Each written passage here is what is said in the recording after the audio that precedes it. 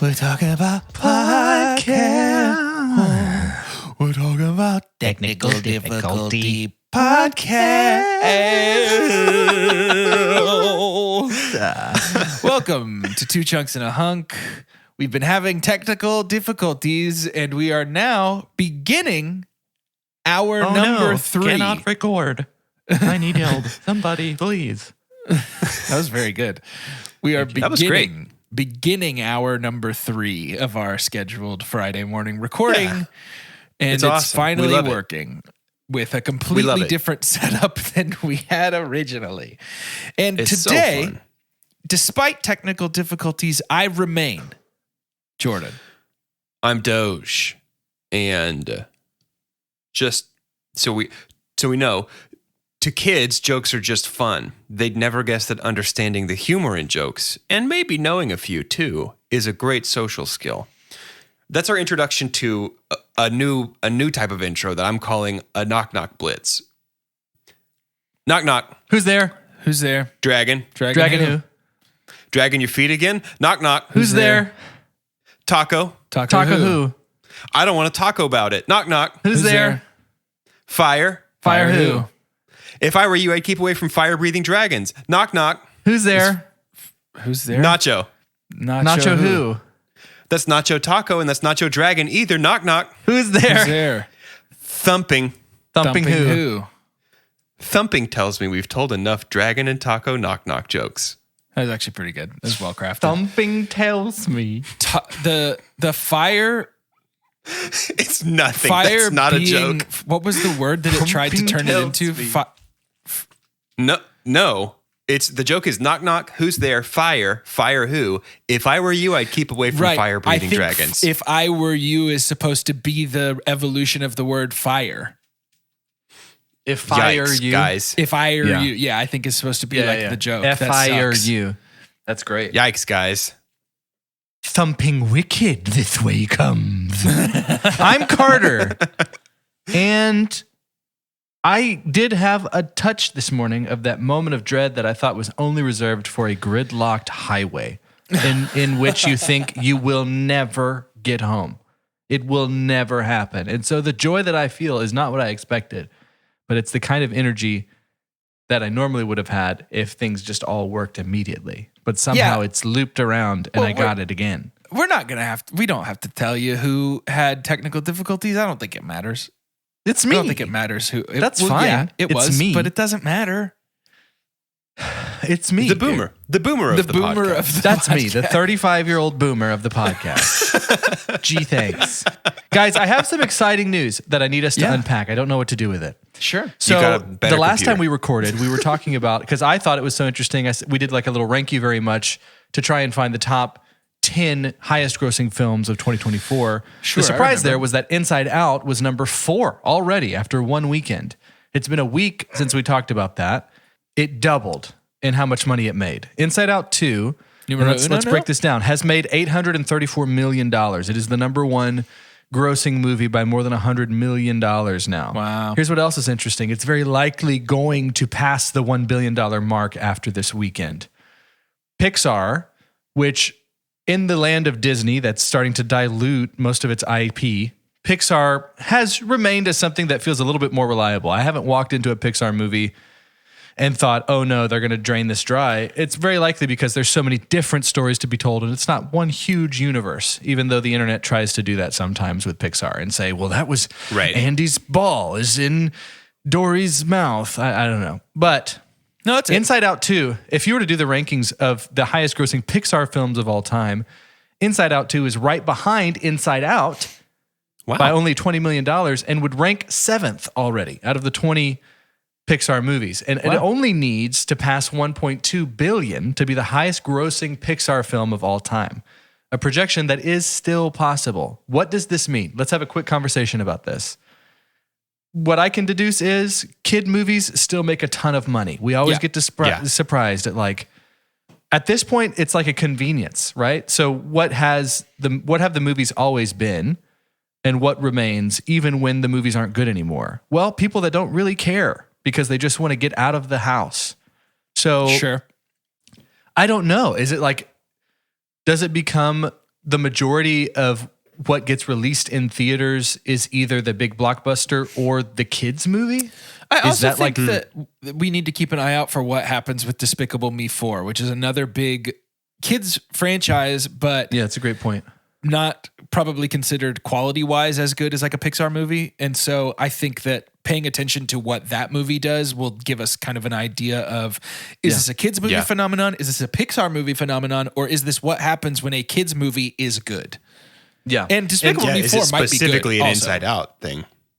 What's crazy too is Inside Out 2 has already made more than, so I said it would be number 7, right? So it would be just ahead of Coco. Wow. So it's more successful already in 2 weeks than what Coco was for its entire run, Coco's which we my were saying favorite of the last was decade. super surprising how much money Coco made, right? And so I'm encouraged because I think I just long for the movie theaters to not have more reasons to just shut all their doors. There's other exciting news in Dallas. Alamo Drafthouse is on its way back. We didn't have, but a month ago, probably talked about that. It was assumed that would happen with Sony buying it and all that good stuff. But I don't know. I don't know how they're making these decisions of what gets released and what doesn't. In the last decade, I just thought of this as we were talking about this. In the last decade, I would say of all the like children's geared movies that I have watched, outside of Coco, of the last 10 years, all of my favorites, like if I were to put together probably a top 10 list, Coco is the only Pixar and I think only Disney movie on that list. Like there are a lot of other kids movies that are crushing it. Yeah. That aren't true. Pixar. And so I wonder if like, did other production companies catch up? Did Pixar inspire, did early 2000s Pixar inspire so many creators to come in and make How to Train Your Dragon and to make like, I mean, even something like Paddington is Right. a 2-part incredible movie, a series. I don't know. Series feels weird with only 2 movies, but you know what I mean? Cinematic universe? Yeah, the Paddington universe. Yeah, the PCU. And so, yeah, I don't know. I'm curious to see. I really like the first Despicable Me. I don't really remember. I think I've seen the second one. I don't think I've seen the third one, but I really like the first one. I think that it's got a lot of heart. So Despicable Me 4 could really You guys its can't way to tell the top. anybody this. You can't tell anybody this because of the aura I've cultivated on this podcast. Sure, how cool But Despicable and Me put 1 together. is Despicable Me 1's pretty good. And I think Yeah, it is good. I really enjoy It's it. a great movie. But nobody can know this. Yeah, no, I won't tell anyone. I won't Thank say you. a single word. Just for reference, the number 1 grossing Pixar movie of all time is Incredibles 2, which made $1.2 billion. That is shocking. I think probably that has everything to do with the fact that is the most demanded Pixar movie. You know what I mean? I can't think of any other Pixar movie where people are like, you need to make this. You need to make this. Oh, thank God you're finally making this. Right. You know? You know, something, the more I think about the way that like movies and box office works, though, the more I feel like box office numbers, as far as like staying power of a movie, box office numbers have nothing to do with it. Because Incredibles 2 making so much money feels like a restaurant breaking records on its opening weekend, but it's like, do people go back? The people that went on the opening weekend, do they go back? Like how many people are like, I really want to rewatch Incredibles 2? And the older I get, the more I think movies live and die culturally on how rewatchable they are, even more so than how watchable they are. Which is why nobody can that's why executives, that's why we ranted and raved against the corpos a year ago. Sure. Everybody's out of touch because it's just like the box office gross does not at all determine the viability of something as a movie. Right. And so it's just that it's an impossible scenario where it's like you have to confirm that it's going to make money to get it greenlit, but that doesn't mean it's going to be good or worth watching. Right. Yeah. Interesting. It's the corpos, man. Corpos. They're taking it from us. Back at it. Well, Stick it to the corpos. if only there was a like smaller group of creatives putting together something fun and interesting with a fun story that people could follow. We have an announcement. This is true. Ladies and gentlemen, friends, listeners, my beautiful friends. It feels so weird to do an announcement now in our show, just so you know, by the way. I'm fine with it. Let's keep going. It just, there's a part of my brain that's like, what are you doing, dude? This is usually for the middle of the show. Oh, What are you doing? right. It's not a shout announcement, right? Right. That's what's so strange. Yeah. Well, I don't. Because it's too important for that. I don't want to poo-poo on Right. shout announcements. But I hate to be this guy. I don't give people an F, skip it, man. I think. I don't give an F, Wow. man. Dang, dude, for real? I don't give a single F, man. Dang, dude, that's crazy. Call the cops. Hey, lock me up, man. Call the cops. You're so cool. I don't care. I'm calling him right now. Dude, the I don't care. risks Call you him. take. I don't care. Police? Friends. Yeah, it's me again. He doesn't. He keeps doing it. No He Fs. keeps saying he doesn't give any Fs. I can't even. Yeah, no, I told him. It's crazy. Yeah. Hey, police said you have to give a little bit of it. Why'd you use your actual phone? It's so that you guys would be immersed in the bit. I was so immersed. Dude. Sure. Carter was immersed. I mean, yeah. He liked it. I got nervous. Is that the cop? Why would you actually call the cops on me right now? Are you really doing this? Oh, okay. Okay. I thought he was. We, along with some incredibly talented friends, have been doing something secretly for about 4 months now. Been building a boat. We're finally ready to We've reveal. been making NFTs, and we want you to buy them for $1 million a piece. We have about 15 episodes recorded of an infinite number of episodes planned of an actual play, heavy on the role play Dungeons and Dragons podcast. Oh man, It feels good to say it. it feels so good. It feels good to say it. We cannot share the name with you yet, but in August we will be releasing officially the first episodes and beginning our journey as a Two Chunks community and far beyond, walking through our D&D campaign that we have been playing with our friends Vince and Mariah Kelly and DM'd by the incredibly talented Gage Kell.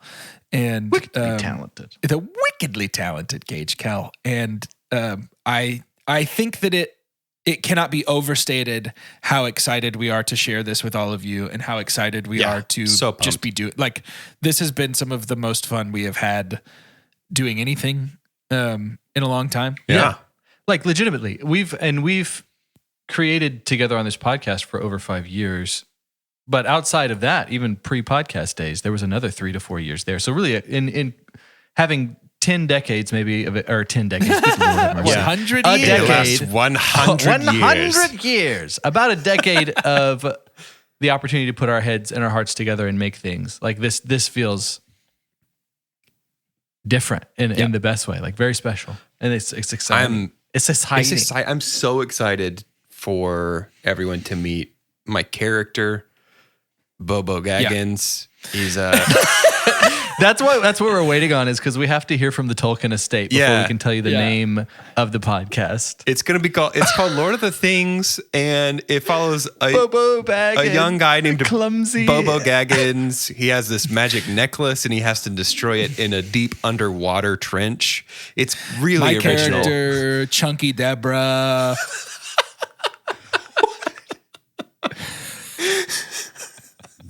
Wait, I gotta get Chunky the joke. Deborah's What's Chunky there. Deborah? No joke. No, That's yeah. just the worst possible name Just for a character Chunky I can think Deborah. of. It's the worst possible name for a character that I could think of in the moment. No, this is real. These aren't the character names, but we really are Definitely not. excited about this. We'll hold on those. We're gonna introduce. Yeah, we're going to hold off to those. We're gonna introduce Bobo Gaggins in season 2, probably. I think. 100%.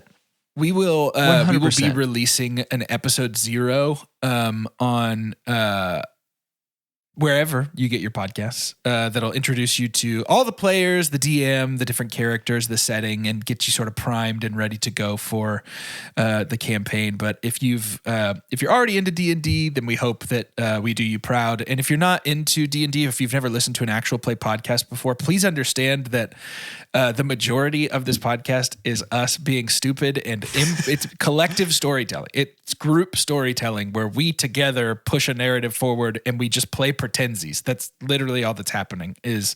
We are playing pretensies with a bunch of really funny and talented people, and there's a lot of like sincerity and a lot of heart and a lot of So much. a lot of humor, Almost too much and- heart, if we're being honest. It's almost too It's too mushy, you know? It's too mushy. too- There's times it's too mushy.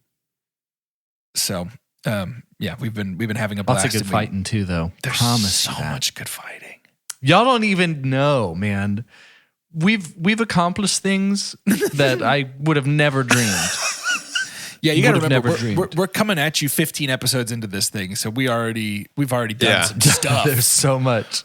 We've already done some Yeah. stuff, but we wanted to make sure that we had a solid base to start sharing with everybody before we released it. So that's why we're so far down the line on this thing. But Yeah. Yeah. Genuinely so And we excited knew- to we wanted- premiere it's this. good. Yeah. We wanted to have a longer runway to announce it and prep for it because it is really important, especially at the beginning of a podcast's life, to review, rate, all that kind of stuff that we've had campaigns for in the past for Two Chunks that really helped this podcast. We'll want some of the same for sure there. We hope for it and genuine, feedback. I think that's one of the terrifying things about creating in general. But when you've got such a levy of it that's holding back so much that you've created already, Doge has put in many hours of beautiful score work, and it's produced, y'all. It's gonna be really good. gonna be awesome. Very excited. Very excited to celebrate fantasy. We love fantasy. We're fantasy boys. We have Fantasy Boys.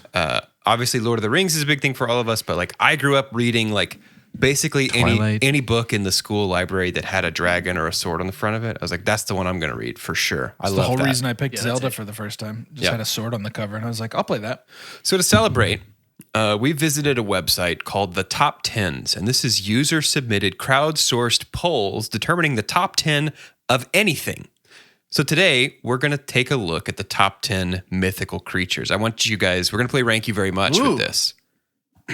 Fun. So you each get 3 strikes.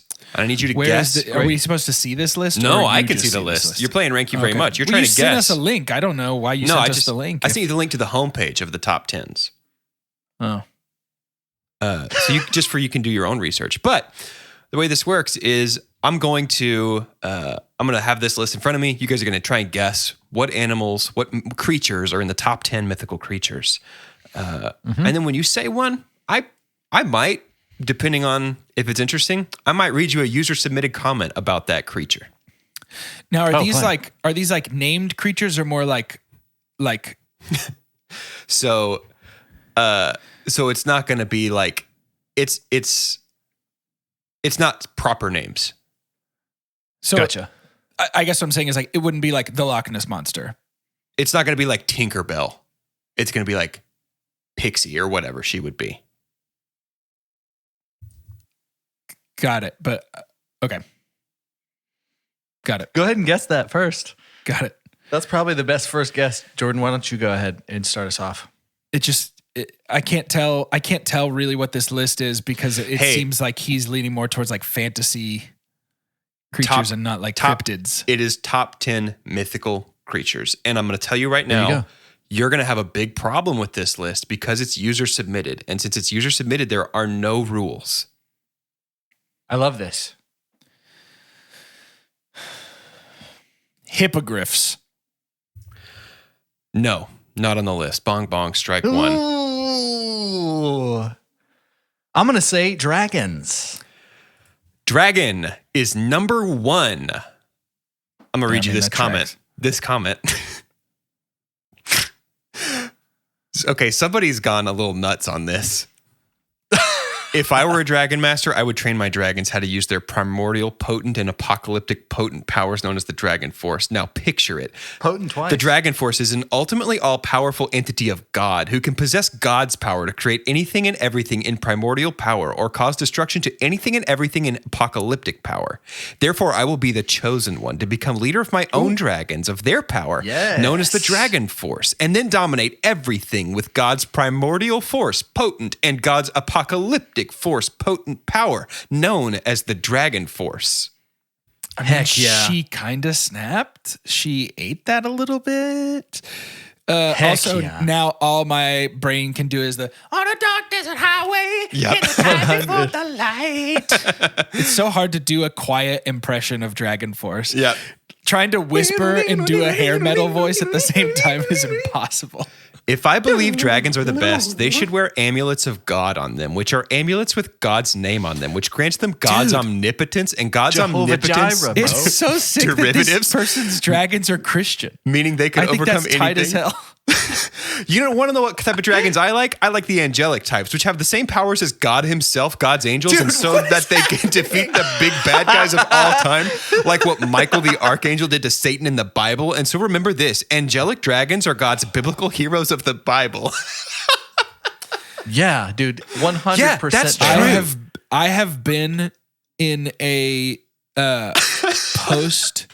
post Wednesday night, but still my mom was at choir rehearsal childcare room with these kids. Yeah.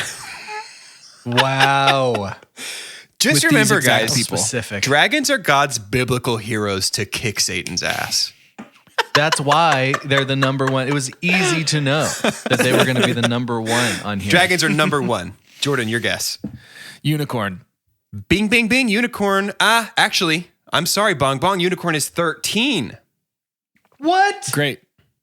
I really love unicorns so very much. Unicorns are so very beautiful. I always dreamed of having a I pet don't care. unicorn, Hey, and I would have named if it it's not Sparkle. top 10, I don't care. Get it out of here. 13. That's 2 strikes for Jordan, 0 strikes for Carter. Carter, you're up. Ooh. Give me some of that vampire. A vampire. A A vampire. vampire. A vampire did not make this list. Whoa. So it's a different. Okay, that's That's fine. 1 strike for Carter, 2 strikes for Jordan. I'm trying to identify, because I assume there's like a voting process that got the top 10 to happen. Yeah, you vote. And I'm trying to put myself can you- in the shoes of the commenters. Can you tell me again what this list is called? Top Like the 10 title of the mythical list? creatures, Creatures. All right. which is a different webpage from top 10 mythical beasts. Well, that's really interesting. We do have one of the 10. I mean, I'm It's just going to dragon. swing it. Can I just swing Do it? it. Alien? Bong Bong. Alien, Dude, not I on this love list. that though. Great. I love that. Carter, though. you just clean it up and then we can be done with this. Easy. Let's get all the rest of the 10. Phoenix. Phoenix is number 2. What? More elegant, peaceful version of the dragon. Plus, can be reborn from No, Bob it's Man's not. No, head. it's not. It's a bird. It's a more elegant, peaceful version of a dragon. It's No, a it's pinky not. up dragon. It's No, it it's isn't. a cotillion dragon. A salamander is a more elegant, now, peaceful boy. version of a dragon. Let's not be dragons No need to now. burn the city down. Simply fly around it a few times. Phoenix is number 2. Carter, how many more can you get? Is a pigeon Oh. a more elegant, peaceful version of a dragon? Yeah, it's the most peaceful version. It goes pigeon, phoenix, dragon. A chimera. Bong Bong. Knew it. Okay. 2 strikes for you. An ogre. Bong Bong. 3 strikes for Wow. Carter. Number 1 is Got the first dragon. two, though. Number 2 is phoenix. Number 3 is Knew it. mermaid. Okay. Number 4, Pegasus. Pegasus is best for me. I have a lot of information about him, but it will take a lot of time to write. But one important thing I want to tell is that they have crazy superpowers and can beat a Chinese dragon or draw the battle. But for me, both are Isn't equally powerful Pegasus and a number proper 1. name? I mean, technically, there was the Pegasus in Greek myth, but the Pegasus was a Pegasus, if that makes sense. Sure. Cerberus is number 5. Okay. That makes sense. Kraken is number 6. Okay. Griffin is number 7. Seriously underrated mythological beasts. Seriously, they're the kings of both the land and the sky. That's interesting. I got hippogriff and griffin mixed up. then. Uh-oh. Okay, Anyways. so 2 things. One, it seems like the Pegasus referring to all winged horses thing is more like a Kleenex being all tissues kind of thing. Sure, a name brand because thing. there's only in Greek mythology the one Pegasus, which means that you lied to me, and this list does have proper names. I never said it doesn't have proper names. I said there's no rules. No. I do think you said it. You said it doesn't have proper names. but that's okay. Number 8, But Loch whatever, Ness dude. Monster. No. I love the Loch Ness Monster, but I feel like it's a friend for me. When I specifically asked nothing says friend like about the Loch Ness deep Monster. underwater massive creatures. That's terrifying. I said there's no rules. No, you specifically said that there's no like proper names of things. It's like the breed of the thing. So I would say the Loch Ness Monster is what it is, and its name is Nessie. But there's one. Oh, okay. But what is it then? How would you describe that thing? The same way you would describe a Pegasus, which is by the one thing that exists. It's a Pegasus. I would say that is the Loch Ness Monster, not that is Loch Ness Monster. I would never say that is the Carter. I would say that is Carter because Carter's his name. But I would say that is the Loch Ness Monster, not that is but Loch that's because Ness there's Monster. other humans. If we were all ants and then there was just Carter, the only person, we'd probably refer to him as both, I would say. Interesting. Let's go to number 9. Number 9 This is great. is werewolf. Boo. But vampire. A beast which is half man. Yeah, werewolf, but not vampires. A beast which is half man, most wolf. Awesome. That's my not how that favorite works description. either. That's my favorite description so far. That is great, though. Number 10, centaur. Dude, this list sucks. The comment says centaur. Unicorn wasn't there? Centaur. I describe it as a symbol of bravery. Heck yeah. Nothing's braver. Amazing. You kidding? The majesty of a horse and the majesty of a man. I get the combined. vibe that most of the people who put this list together and wrote the comments on it have a physical representation of the armor of God that they put on most mornings. Yeah, I love this. I I hope to play it again someday. Just a quick sweep of folks who didn't make the cut. We've got number 11, Lucifer. Number 12, Basilisk.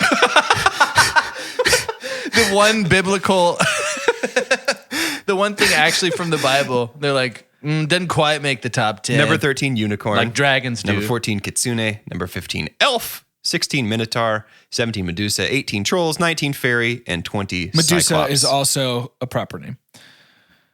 She's a gorgon. All I told Cyclops. you was that there's no rules. But Dude, what I did tell you is that the you're not going to like listeners this will list. hear you. The listeners will literally hear you deny proper names when I ask you. First of all, I want to say he didn't make any sense. I don't think he knows what he's saying. Wow. Thanks to our field Wow, that agents was for the fun. research. Griffin was number 23. Wait. Somebody said Griffin. Griffin was number 8. Griffin was number 7. It's spelled Griffin. And then number 23 is Griffin. Gryphon. Griffon. And the comment says, I've never seen it spelled that way. But it got it to 23. Tell you That's that. Jeez. I love that. That's fun. That's crazy. Number 10, Pikachu. Yeah. That's a blast. I love it. I had Thanks fun, to our but that's 'cause I researchers for won. putting together this top 10 list for us. Thanks, guys. Only guess the best. next This is the time- people that help us to write the D&D campaign. Next time we play, I will know just to not listen to whatever Doge sets it up as and just to guess with my heart. The thing is, you could run it next time if you want to. Ooh, he said, just do it yourself then. Just don't feel the need. That Shall we was shout outs? We shall.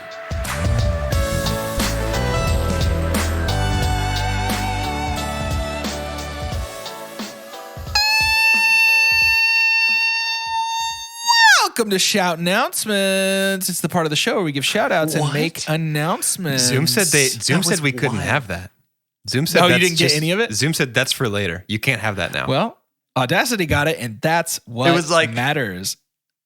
Welcome to shout out. I was just like, what? No, it was there. It was there, and it was pretty. It was beautiful. Mariah Carey whistle tones is really what it was. It's the part of the show where Loving we you give is shout outs easy. and make announcements. And I'd like to give the biggest See, announcement. I was of all. thinking it was more like Jim Carrey pistol tones.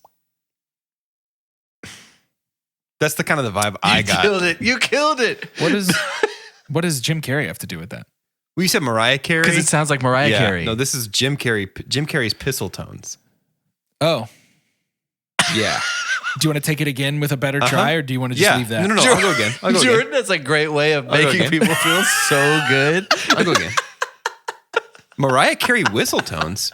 More like it's more like Jim Carrey pistol tones.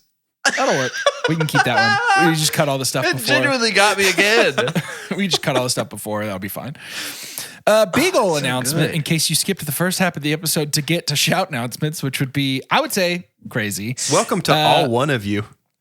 We are releasing in August a D&D actual play podcast heavily focused on the role play and the funsies with the three of us and our friends Vince and Mariah Kelly and our DM Gage Kell. And it's going to be a blast. We're already 15 episodes-ish deep. And so we know what happens and you don't, which means that we know it is going to be a great time. So even if you're new to D&D podcasts, I would recommend starting with ours because it's pretty easy to follow along. I think you'll have a great time. Check it out. We really hope you enjoy it because heart and soul has gone into this thing. I think that, it's great. Like, I think I'm going to know how to play D&D by the time we're done recording it, which Sure. is gonna be great. I can't certainly. wait to have that as a new skill set. Don't forget to vote for the Two Chunks Movie Club movie of July. The movies that we have out there are Despicable Me 4, Long Legs, which is a Nick Cage movie. We're talking Nick Cage here in just a few seconds. That's got great reviews. He's got these interesting runs in which it'll be like 100% on Rotten Tomatoes for like 2 years, and then he just disappears into some random otherworld type stuff. But we've got, Despicable Me 4, Long Legs, Deadpool and Wolverine, and Twisters. So you can choose from those. I will see at least half of those anyways. Yeah. But you got your hopes when you go in. Sure. But it's fun to just Jordan, see what were you telling? We will watch whatever What you were you vote telling on. me about Long Legs the other day when I saw you in person? What I heard was that Longlegs got the comparison of Silence of the Lambs. Okay. So I'll be seeing 75%. Which one are you? Here's the thing. There's a chance I see 100%. about to say, which one are you not seeing? If y'all vote Despicable and make me is see the other one. that he is not going to see. No, that's not it. You won't catch me trying to see Deadpool. Boy, I would be so frustrated. Can you imagine? Oh man, having to if watch we had to see Wolverine? Deadpool, Aw. I heard he says bad words, probably. I can't watch that. Doesn't really seem like what a dragon of God would do. So I think maybe It seems like you got to the dragon thing It before. seems like even. God might have to send one of his dragons to kick Deadpool's ass.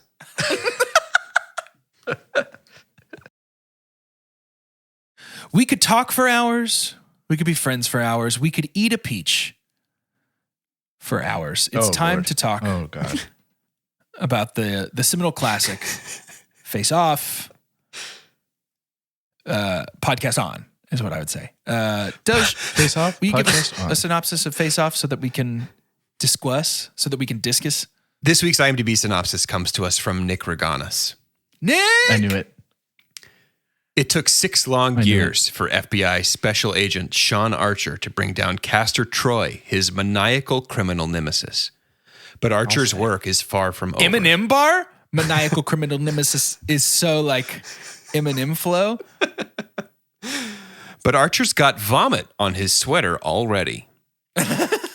But Archer's work is far from over. The dangerous mega-terrorist has planted a biological bomb somewhere in Los Angeles, capable of unleashing a plague of biblical proportions. Dragon-sized, I would say. So to respond to Troy's baleful threat, Archer must undergo a radical surgical procedure to slip into the wolf's skin. After all, being bad is sometimes good. But now, Sean is an entirely different person. The gut-wrenching feeling of loss only a father knows has turned him into an instrument of avenging justice, wearing the hideous face of pure evil. And as two mortal enemies in an identity crisis lock horns, the lives of millions are hanging in the balance. Will lethal firepower bring out the mirror's hidden truth? Wow. Nick is Chills. so good. I'm a super pump. Chills. I'm a super pump. Do it. Okay. Nick, you're amazing. They switch faces. That's the super pump. I did not think it would work so well on me. It seems like the number one. It's not a trope though. That doesn't happen. No. Like you do Freaky Friday and you switch whole bodies and stuff, but they basically did that and they showed us the entire thing. And for some reason, like now it feels like it's worked for the first time and it's this juicy creative thing I've never seen before. It's so original. They swapped faces.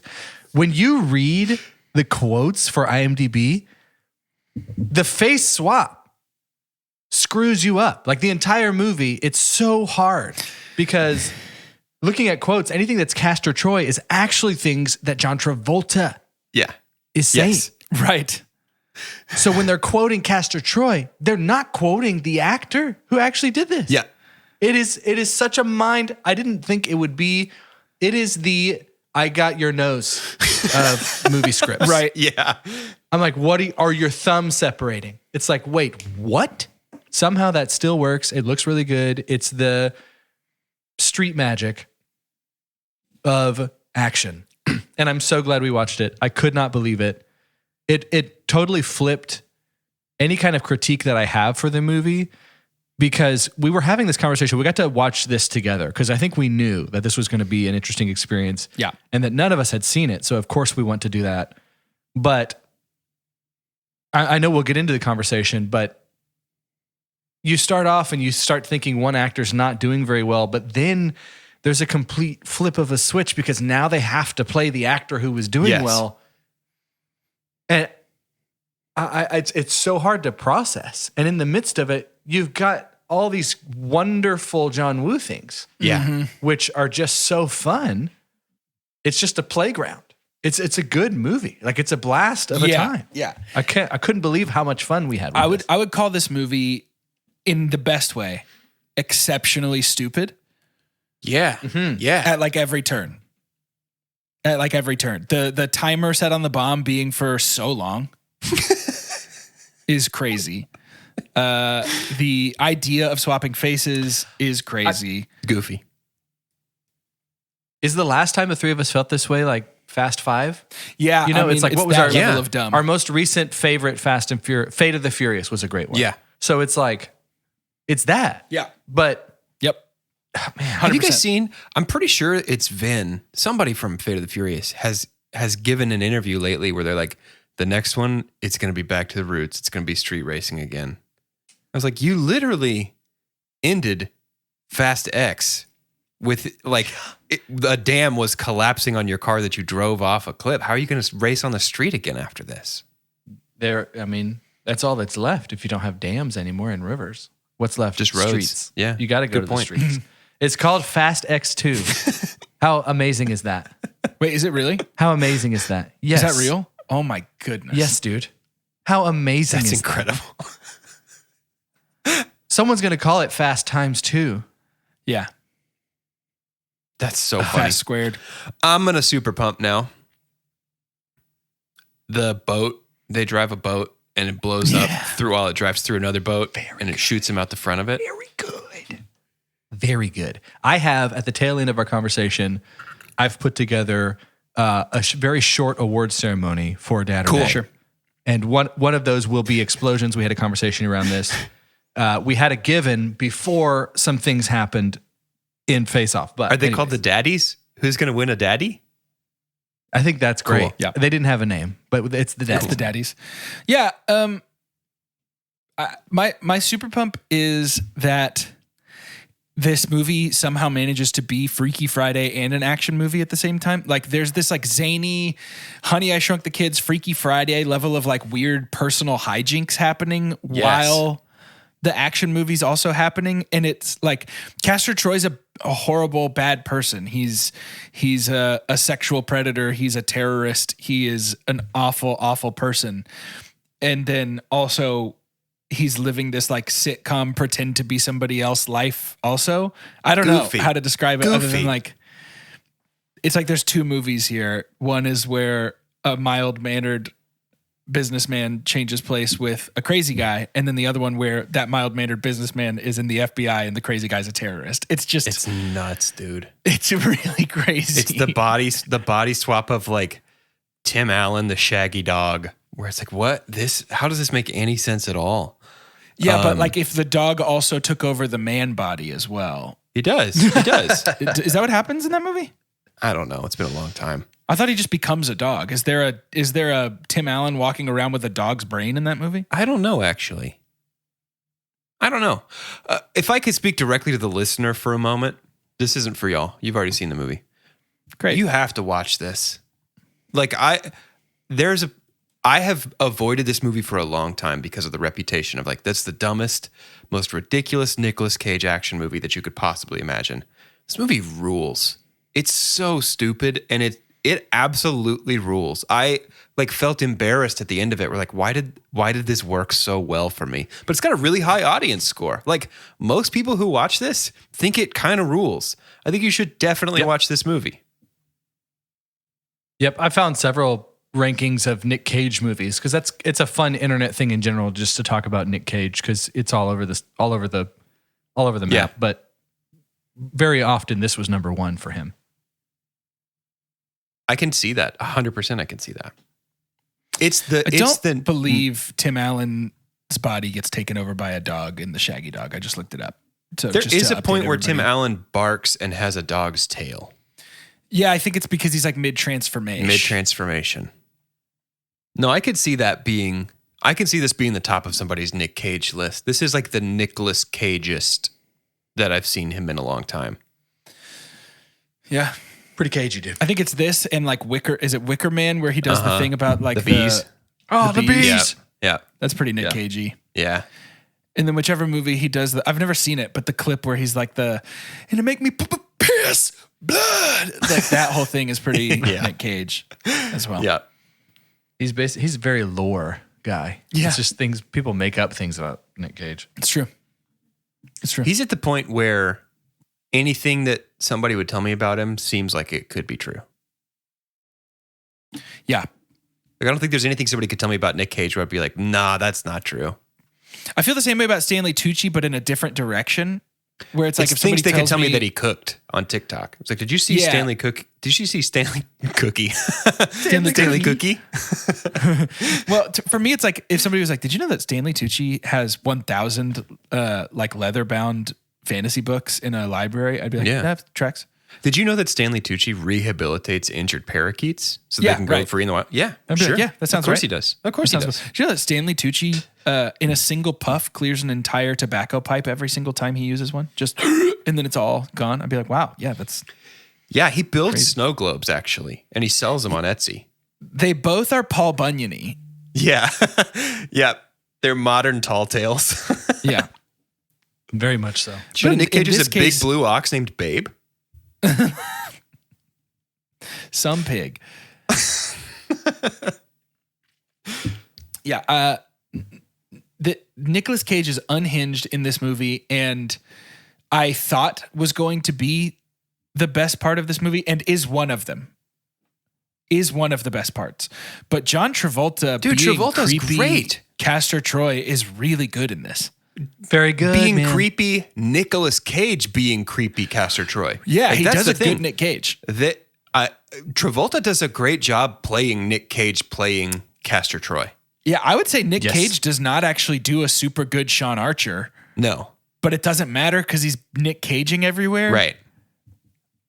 Travolta I is don't like, I did not expect that from him at all in this movie. Same. Nope. We got to talk. We were sitting there and I was leading the charge of talking about how like he's not good. Like Travolta's Yeah, really sure. not good at acting. And then he does this. It's like And it was touche. like, oh my God, what's happening? Travolta. Tucci. We got to burn through some topics real quick so we can get to awards and such. But just want to say my super dump is, I think for me, just like how uncomfy the scenes with Nicolas Cage's Castor Troy and John Travolta's Yes, Castor Troy same. with young Yeah, women. same. Yes. It's like, I know he's a monster and I know the movie's not endorsing these actions, but it still is bad to see it. And I don't Just care make for him, it. just make him a guy who likes to blow stuff up. Yeah. It's just I don't yucky. know. It's gross. I didn't like it. Yeah, What I that's did my like super dump was as well. an entire prison with a magnetic floor and magnetic boots that never really did anything, but it was a hilarious concept. Dude, I thought they were going to walk on the wall or on the Thought so, too. ceiling. Thought so too. I was pretty disappointed in the magic boots. Same. But that prison break was a blast. Ridiculous. They need to hire people to man guns on helicopters that know how to aim. I think they would have ended that movie a lot sooner if they did that. Yes. Gina Gershwin? Mm-hmm. Gina, whatever, kisses her brother pretty passionately on the mouth. Yeah. And then we were like, maybe they're not. So Maybe weird. that's not her brother. And then it for sure was her brother. I heard that's where they got the idea for Game of Thrones. was from Face Off. I heard the same. Yeah. I heard the same. That's got to be it.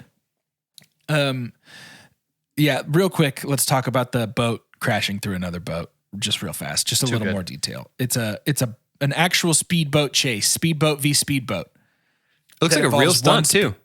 Oh, for sure. It's amazing. It involves one speedboat using a like cruiser boat as a ramp and like exploding through it. Exploding out the front And of it. it's one of the best things I've ever seen. It's extremely cool. It's unbelievable. It's extremely unbelievable. It's truly, truly fantastic. It really is. I'm ready to really give out is. awards. I'm feeling generous. Yeah, it's I want to awards. sign some checks. I want to shake some hands. Let's give people some Do awards. we want to rate this and then move on to the final Dad or Day closing ceremonies? That's fine for me. Yeah. Yeah, let's do it. Rating 2 chunks. Cinema scientific cinema scale is perfect, and it goes like this: the best thing we can ever say about a movie is own it, don't lend it, buy Buy that that poster. The next best thing is buy it. That's followed by rent it and then stream it, and then after that is forget it. And last but certainly least, the worst thing we could ever say about a movie is God hath forsaken us. I'm gonna buy. I buy it. I buy it. Oh, It's buy all around. Buy, buy, buy. Bye, bye, bye. But nobody thought that was coming. Nope. yeah, it's a good movie, guys. I don't know what else to say. It's a great movie. It's a ridiculous shockingly, film. it's shockingly great. I was so surprised at how much fun I had with it. And it's not even it's not a so bad it's good kind of vibe. Like it's No, it's like actually a pretty unfortunately, good movie. it's so good that it's good. Because I was just thinking about I bought the poster for Total Recall because it's so bad it's good that it feels endlessly rewatchable. But Face Off, in a good way, doesn't feel endlessly rewatchable because it's too good. Like it It's requires so too good much that of it's you good. as a viewer Yeah. to watch it. It's a good movie. I can't liked it. believe it. Face Off is awesome. Just absolutely unbelievable. Let's head to the daddies. We're giving out daddies today. They're not daddies. I've got Slanging. I've got five categories today that we're going to vote on for this Okay. Saturday afternoon. Sure. And I want to start with the most Saturday aspect of things.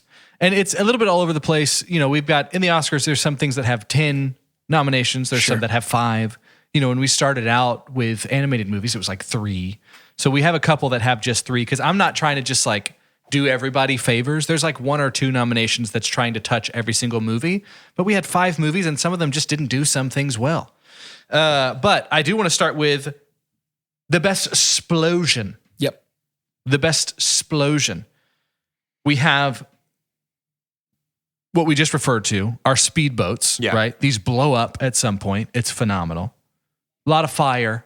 And that was maybe the best part of the explosions that were in Face Off. Face Off tried to do a handful of them, and we were kind of rolling our eyes because we had seen at the very beginning of Demolition Man, in which we have our flashback, the explosion of the factory. I don't really know what else to call it, but an entire acre of building blows up.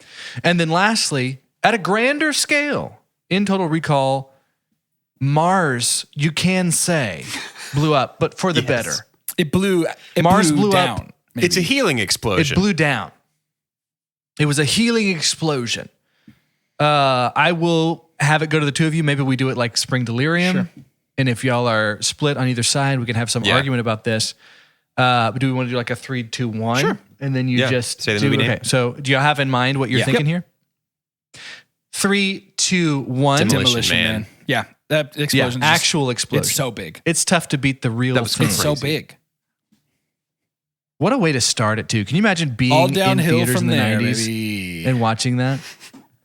Next, we have what I'm calling the screen stealer. This was someone who was not a lead, but had a lot of screen time. Okay. We start with Jackson of Bloodsport. This was our big Harley boy. Yeah. Okay. We've got Private Hudson, Bill Paxton's character in Aliens, Game Over Man. And then we've got Lieutenant Lenina Huxley, Sandra Bullock's character in Demolition Man. Yep. All great supporting actors here. And in this category, we call them screen stealers. Yep. Do you have one in I mind? do. 3, 2, 1. Bill Paxton. Aliens. Yep. Bill Paxton, dude. He's like action movie iconic for Yeah, that role. man. Game He's so over, good. man. Yep. I don't think it was a super given because I was super impressed by Bullock. Sure. But I do think there's so much else going on in Demolition Man that maybe she's not one of the first She's things not that gets brought quotable. up. She stole the screen, but she didn't hold on to it. Bill Paxton stole the screen and kept it. Yeah. Let's talk heroes. Who was the best hero of Day 3? Sean Archer of Face Off? Ripley of Aliens? John Spartan of Demolition Man? That name. Frank Dukes of Bloodsport And real life. and Real Life? Quaid of Total Recall. am Quaid. Yep. I'm Quaid. You are me. Hello. You are me. This is going to blow your mind. Archer, Ripley, Spartan, Frank, and Quaid. Do you have one in mind? Yup. 3, 2, 1. Quaid. Frank. Oh, so we're Quaid v. Frank Dukes. Doge, I'm going to have you go first. Tell me why Frank Dukes is the hero of Day. Frank Dukes is the only of these heroes this year that like had cool like stunty stuff they got to do in their movie. Like I think Quaid is great. I think Ripley is obviously, if we're talking about like best movie heroes, Ripley is close to the top. But like specifically for the Day flavor, I think the daddy has to go to somebody who like you can't really tell if you're watching ESPN or TNT. Like, is this sports? Is this movie? It's for dads, so it's kind of both. And so I do think Jean-Claude Van Damme has that on lock this year for the daddy. Yeah, I mean, Jordan, Quaid? obviously big Frank Dukes fan over here, but I don't know. There's something about the combination force that is Arnold Schwarzenegger himself, as well as Quaid is like the centerpiece of his own movie more than almost anybody else's. Like there's virtually no focus on hardly anybody except for Quaid throughout the entire runtime of Total Recall. And so we just get a lot of time to understand what he's going through as somebody who has theoretically lost his memory and is actually acting against what his original plans were. And I just think that storyline is so satisfying to follow. Yeah. Yeah, I think with how long ago that was, that was one of the first ones that we did. I forget just how Arnie Quaid is. And in the realm of Day, I will side with Quaid here and give the award there. I do have to say, what an absolute full splits onto the scene Jean-Claude Van Damme has made to this podcast. Van Damme, please. There is Please. equal regret and then also excitement to know that there is such a deep well to pull from in future Days for Mr. Van Damme. Very excited for that. But Quaid will take this. Yep. Next we have the, we'll say prop item. So like something that stands out, gadgety. Day movies don't really necessarily do as much as what James Bond would do, but there's definitely a try at it. We're taking a stab. Sure. Okay, everyone's got their own cue in these movies. We start with the magnetic boots of Face Off that are used to really what we say is track. They do a lot more than tracking. Track and lock. They did things that we never got to see wall walking as we had hoped, but the boots were great. Shells, the item from Demolition Man that we had to use to wipe our bouteilles. The watch from Total Recall, the watch that does, that's like in a world that's super futuristic. For some reason, this is just blowing people's minds. Like this is the thing that they just can't figure out. It's like, oh no, that's not actually him, as if they've never seen something like that before. The Golden Guns, our John Woo duo that our villain has. And then lastly, the suit that Ripley gets in to fight that final boss fight. Again, that's our magnetic boots, the booty shells, the I'm Quaid watch, the Golden Guns, and the super suit. Yep. The suit to fight the big bad. 3, 2, 1. Golden Suit. Guns. Okay. So we've got suit from Doge, golden guns from Jordan. Quickly, Jordan, I'll let you go first this time. Tell me why the golden guns. I just think that they're more like item prop more than like set piece. I mean, obviously the suit from Aliens is iconic, but the golden guns you could have like a replica of in your house. Plus, they're just so ridiculous, that they're amazing. That's like what you're drawing in 7th grade. Right. Yeah. Right. It's what my gun looked like in Modern Warfare 2 when I was able to like customize it when I was in middle school. Yeah. Oh my God. So good. It's going to be the suit for me because of these items that we've mentioned. I think the suit is the one that you could have just like a black poster with that white outline of that suit. And that's like recognizable. Like that's an Aliens 2 poster. That's an Aliens poster. It's the only one that really serves to have any kind of actual impact on the plot to me. And I think maybe I'm choosing it because it is more of a set piece over just like a regular prop. But it's totally like from a screenwriting perspective, it's a Chekhov's construction suit where you introduce it and you show it in the beginning of the movie. And it's like, you wait just long enough for your audience to forget about it. And then you bring it back and you solve the movie's big problem with this thing that your audience didn't realize they already knew about. Yep. It'll go to the suit on this one, but great point in bringing up that maybe that's not exactly a prop. I do appreciate the technicalities there, Jordan. Finally, we have our top villain of Dad or Day. You know how important this is to me. We know how important it is to a story. You got to be able to fight something big to make the big explosions, to really close that arc. We have the Queen from Aliens. Simon Phoenix, Wesley Snipes from Demolition Man. Chong Li from Bloodsport. Nicolas Cage as Castor Troy. John Travolta as Castor Troy. Interesting. Again, that's the Queen from Aliens. Chong Li from Bloodsport. Simon Phoenix from Demolition Man. Nick Cage as Castor Troy. And John Travolta as Castor Troy. I'm ready. Yep. 3, 2, 1. Travolta. The Queen. What'd you say, Jordan? Travolta. It's obvious. The Queen is in Travolta as Troy. The Queen is in Aliens for Doe 5 says minutes. the Queen. Travolta lives in your brain the entire movie. Doge? The Queen is just extremely memorable to me.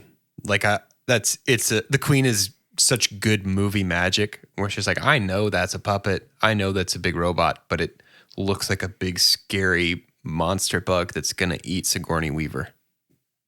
The Queen was amazing. It was an adaptation of a xenomorph, like a creature we had seen before. I had never seen John Travolta, let alone someone try and do what he did so well. I must give this to John Travolta's Castor Troy. I also would like to say that if there was a category for best fight scene, I would also give it to like the final 10 minutes of Face Off.